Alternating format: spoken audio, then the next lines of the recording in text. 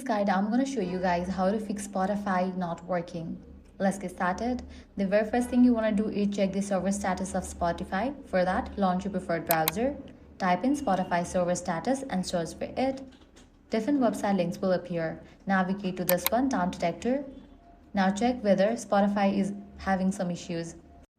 In case there are some server issues, you will need to wait until the problem will be restored from the end. If not, you can follow other steps.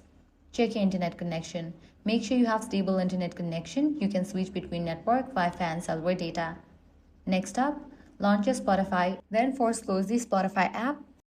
Likewise, you can try signing out and signing back into your account. For that, click on the profile icon. Go to settings and privacy.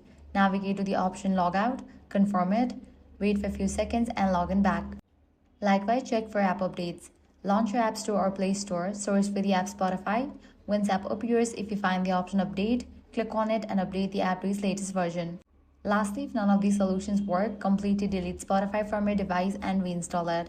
And that's it. If this guide helped you out, do not forget to like, share and subscribe.